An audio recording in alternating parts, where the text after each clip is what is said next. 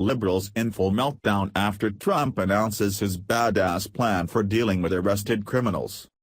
All the shiny new officers at Long Island Community College were in for the thrill of a lifetime on Friday when the president came and spoke to them about their jobs in law enforcement.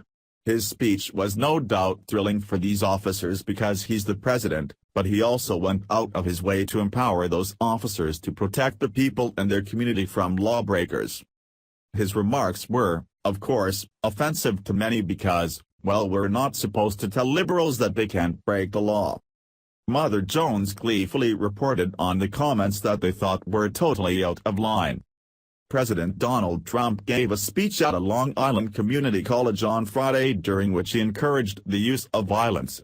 Turns out the audience was comprised of officers in a police department that has been scrutinized for racial profiling, and whose former chief was recently sentenced to prison for beating a man. The Suffolk County Police Department, SCPD, has been under federal oversight by the U.S. Department of Justice since 2013, following a 2-year investigation into allegations of discrimination against Latinos and immigrants. Nearly 20% of the county's 1.5 million residents are Latino. During his speech, Trump encouraged officers not to be too nice to suspects or take measures to protect them from harm. The speech was supposed to address federal efforts to combat MS-13, the violent street gang with ties to Central America. Whoever wrote that must not be very familiar with MS-13 or other gangs like them. The idea that you'd want anyone to go easy on a bunch of killers like that speaks to a total isolation from the very real problem that many face in our country today. The police department released a statement shortly after the president's speech, more or less slapping him in the face for his efforts to show support to their boys in blue. Their statement read, "As a department, we do not and will not tolerate roughing up of prisoners." The International Association of Chiefs of Police also piled on, though in a slightly less obvious manner. They basically just said that he doesn't have the training to know what he's talking about, so everybody just do what you're told and don't listen to the president.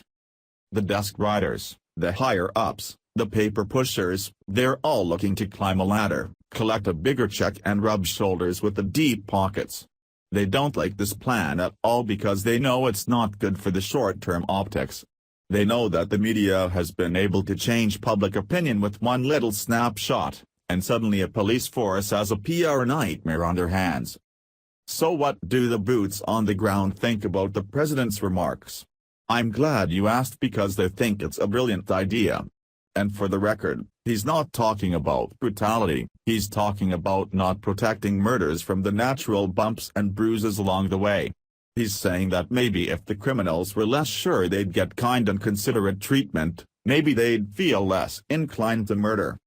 I'm not sure what universe not allowing someone to bump their own head qualifies as brutality. And if you'll notice, he didn't say to do anything aggressive, he said don't be too nice. In other words, you should treat good law-abiding citizens better than you treat lawbreakers in cuffs. Seems pretty self-explanatory to me, but apparently not everyone agrees with that. Here's how Mother Jones went off on the department after they had the gall to clap for and support our commander-in-chief. Such a reaction is, at the very least, unsettling given the allegations of discrimination against the department. The DOJ never publicized the findings of its investigation, but a 2011 letter from the DOJ to then Suffolk County Executive Steve Levy indicates that the police department was investigated for discriminatory policing against Latinos, including an indifference toward immigrant residents that discouraged reporting crimes and cooperation with law enforcement, failing to thoroughly investigate hate crimes, and enforcing immigration policies in a way that encouraged racial profiling. A reform agreement reached between the DOJ and Suffolk County in 2013 required the department to institute a range of reforms. Specifically, the SCPD has been tasked with developing a bias-free policy that prohibits discrimination, including the denial of services based on race, and with revising its policy for the arrest of non-U.S. citizens and people with dual citizenship. The agreement also mandates additional anti-bias training, more outreach to Latinos, the hiring of more bilingual officers, and a biannual report to the DOJ about misconduct complaints against officers. The Justice Department launched its investigation into the SCPD in 2009, after the murder of 37-year-old Ecuadorian immigrant Marcelo Lucero. Lucero was stabbed to death by a member of a gang of teenagers who police officials later said target Latinos. Lawyers for Lucero's family sued Suffolk County officers, accusing them of failing to investigate the crime thoroughly. As part of the DOJ investigation that followed, Latino residents told officials about hate crimes they reported to local police that were not investigated, and that they felt immigrant bashing was permitted by the SCPD, according to the reform agreement. Once again, the left thinks they've got him.